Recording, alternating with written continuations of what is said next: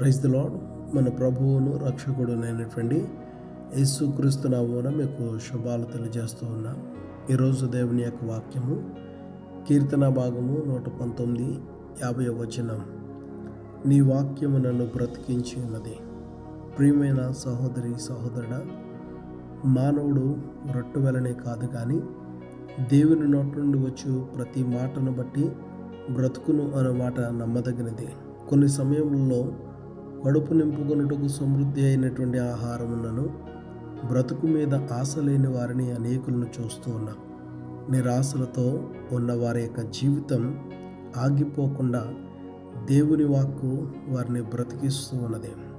ఏ రీతిగా అనగా, ఎక్కువ శాతం మన జీవితానికి కావలసినది ప్రేమ, ఆదరణ, ఓదార్పు, ఆలోచన, సహాయం కావాలి. మనకు దగ్గర వాళ్ళు అనుకున్న వారి దగ్గర నుండి దక్కనిది ఇదే. అనేకుల్లో విసుగుపాటు, జీవితంపై విరక్తి కలుగుటకు కారణం ఇవి కొదువై ఉన్న కారణమును బట్టి చెప్పవచ్చు. కానీ దేవుని యొక్క వాక్యం వలన భౌతికంగాను అదే రీతిగా మానసికంగాను మేలును మనం పొందుకుంటాం. భౌతికంగా కావలసిన ప్రతి అవసరాన్ని దేవుడు తీరుస్తాడు. అదే రీతిగా మానసికంగా బలంగా ఉండడానికి కావలసినటువంటి సహాయాన్ని దేవుడు అనుగ్రహిస్తాడు. దేవుని యొక్క వాక్యము నిజమైన ప్రేమను చూపించగలదు. ఆ ప్రేమలో మనకున్నటువంటి బాధలన్నిటినీ మర్చిపోతాం. బాధలో ఆదరణ కలుగు చేసేది దేవుని యొక్క వాక్యం. అన్ని విషయాల్లోనూ ఓర్పును కలుగు చేసి నడిపించగలిగినది దేవుని యొక్క వాక్యం.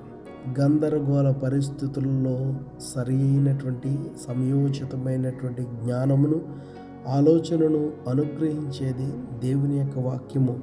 నిన్ను బ్రతికించుటకు జీవము గల వాక్యము దేవుడు నీకు అనుగ్రహించాడు. మన ప్రభు అయినటువంటి యేసుక్రీస్తు వాక్కులో జీవమున్నది. అది మనలను జీవింపజేస్తున్నది. మన ప్రతి అవసరములను తీరుస్తూ నిరంతరము మనల్ని బ్రతికించుచున్నటువంటి దేవునికి సమస్త మహిమ ఘనత ప్రభావములు కలుగునుగాక. ఆమేన్.